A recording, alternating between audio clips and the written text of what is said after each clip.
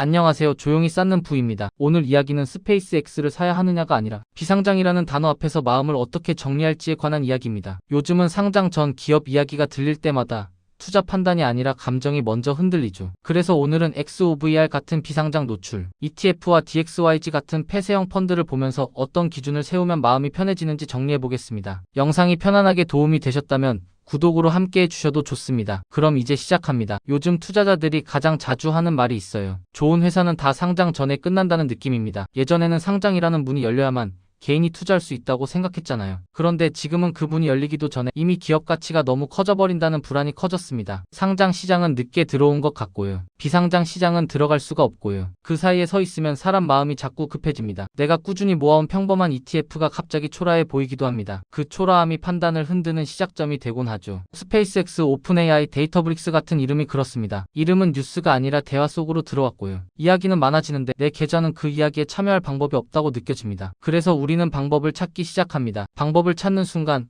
판단의 중심이 기업에서 나에게로 옮겨옵니다. 내가 불안하다는 사실이 투자 아이디어처럼 포장되기 시작하거든요. 이 주제가 반복되는 이유도 결국 비슷합니다. 장기 투자 중인데도 단 한 번의 기회를 놓치면 뒤처질 것 같은 공포가 자꾸 고개를 듭니다. 특히 비상장 기업은 희소성이라는 옷을 입습니다. 희소성은 실적보다 빨리 사람을 움직이게 합니다. 지금 가격이 비싼지 구조가 안전한지보다 나만 못 가졌나가 더 크게 들리죠. 그래서 비상장 투자는 투자라기보다 때로는 감정의 결제처럼 느껴집니다. 한 번만이라도 참여하고 싶다는 마음이 분석보다 먼저 결제 버튼으로 손을 데려갑니다. 이 감정이 나쁜 건 아닙니다. 다만 감정이 앞서면 내가 무엇을 샀는지 흐려질 때가 많습니다. 우리는 종종 비상장에 투자했다라고 말하지만요. 실제로는 비상장 기업 그 자체가 아니라 비상장에 접근할 수 있다는 통로를 산 경우가 많습니다. 통로를 사는 건 생각보다 변수가 많습니다. 문이 열려 있다고 해서 바닥이 안전한 건 아니거든요. 최근에는 그런 통로로서 ETF가 주목을 받습니다. 대표적으로 미국 상장 ETF인 ERCS 프라이빗 마이너스 퍼블릭 크로스오버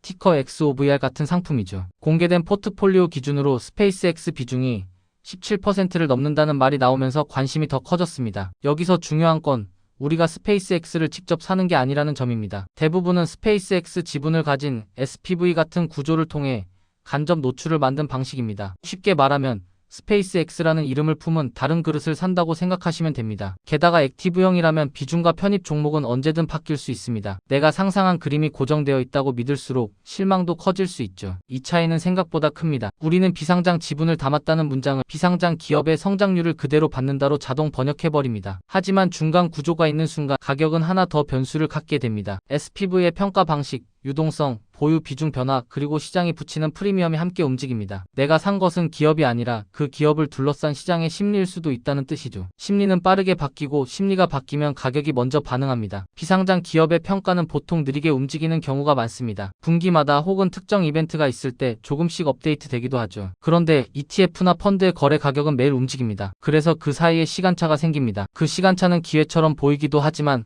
흔들림이 되기도 합니다. 내가 보는 가격은 지금인데 내가 기대하는 가치는 과거의 평가일 수도 있는 겁니다. 또 하나 많이 언급되는 상품이 데스티니 테크백 티커 DXYG입니다. 이건 ETF가 아니라 폐쇄형 펀드에 가깝습니다. 폐쇄형이라는 말은 보통의 ETF처럼 생성과 환매로 가격이 조정되는 구조가 아니라는 뜻이죠. 그래서 순자산 가치, 그러니까 NAV와 주가 사이에 간격이 생길 수 있습니다. 사람들이 몰리면 NAV보다 훨씬 비싸게 거래되기도 합니다. 어떤 시기에는 실제 평가 가치보다 두세 배 높은 가격이 붙을 수도 있다는 경고가 나오는 이유가 여기 있습니다. 기업이 더 좋아졌기 때문이 아니라 사고 싶은 사람이 많아서 비싸지는 구간이 생긴다는 거죠. 이건 콘서트 티켓을 정가가 아니라 리셀 가격으로 사는 것과 비슷합니다. 공연의 내용이 더 좋아진 게 아니라 표가 귀해서 비싸진 것처럼요. 그렇게 사면 공연이 끝나기 전에 가격이 정상으로 돌아오는 순간이 가장 두려워집니다. 이 지점에서 많은 분들이 착각을 합니다. 사람들이 몰린다를 정보가 있다로 해석합니다. 하지만 때로는 정보가 아니라 감정이 몰립니다. 감정이 몰리는 자산은 들어갈 때도 빠르고 나올 때도 빠릅니다. 그리고 빠른 자산은 내 마음을 천천히 키우는 투자와 결이 다릅니다. 이 결이 다르면 수익률보다 먼저 생활이 흔들릴 수 있습니다. 여기서 우리는 아주 중요한 질문을 하나 해야 합니다. 나는 스페이스X에 투자하고 싶은 걸까요? 아니면 스페이스X라는 이름을 가진 상장된 종목을 갖고 싶은 걸까요? 둘은 비슷해 보이지만 마음의 결은 다릅니다. 전자는 기업의 본질을 보려는 태도이고요. 후자는 내가 뒤처지지 않았다는 확인을 사고 싶은 욕구에 더 가깝습니다. 후자의 마음이 나쁘다는 게 아니라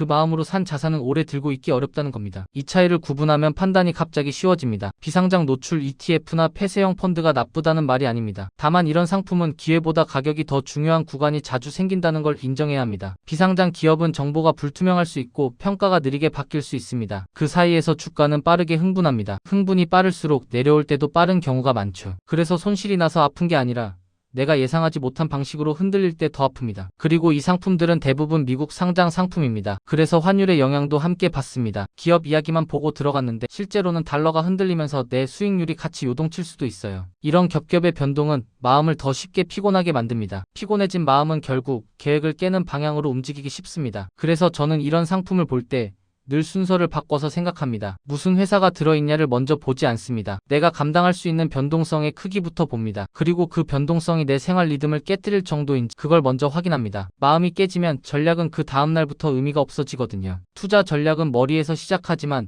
지속은 생활에서 결정됩니다. 만약 비상장 노출이 정말 필요하다면 위치를 정확히 잡는 게 좋습니다. 내 포트폴리오의 중심이 아니라 아주 작은 위성처럼 두는 겁니다. 내가 정한 날, 정한 금액, 정한 행동을 흔들지 않는 범위에서만요. 이렇게 두면 올라갈 때는 생각보다 괜찮네 정도로 기분이 좋고요. 내려갈 때도 원래 여기엔 이런 변동이 있다로 정리가 됩니다. 작게 두면 내 기준이 흔들릴 이유도 줄어듭니다. 반대로 이걸 중심으로 두면 일이 커집니다. 매일 NAV와 주가의 괴리를 확인하게 되고요. 프리미엄이 줄어드는 순간 기업이 잘못된 게 아닌데도 내 계좌는 흔들립니다. 그때 우리는 기업을 분석하는 게 아니라 가격을 원망하게 됩니다. 그 원망은 결국 다음 투자에서도 같은 불안을 반복하게 만들죠. 이 반복이 무서운 이유는 계좌보다 습관을 망가뜨리기 때문입니다. 여기서 한 번 더 마음을 정리해 볼게요. 비상장 기업 투자는 상장 기업 투자보다 이야기가 강합니다. 이야기가 강한 자산은 내가 취약한 감정 구간을 잘 건드립니다. 특히 상승장에는 그때 샀어야 했는데라는 후회를 키우고요. 하락장에는 왜 샀지라는 자책을 키웁니다. 둘 다 나의 장기 투자 습관을 갉아먹는 감정입니다. 그래서 저는 비상장 노출 상품을 볼 때 늘 한 걸음 뒤로 물러나려고 합니다. 오늘의 핵심은 아주 단순합니다. 비상장 노출 상품을 볼 때는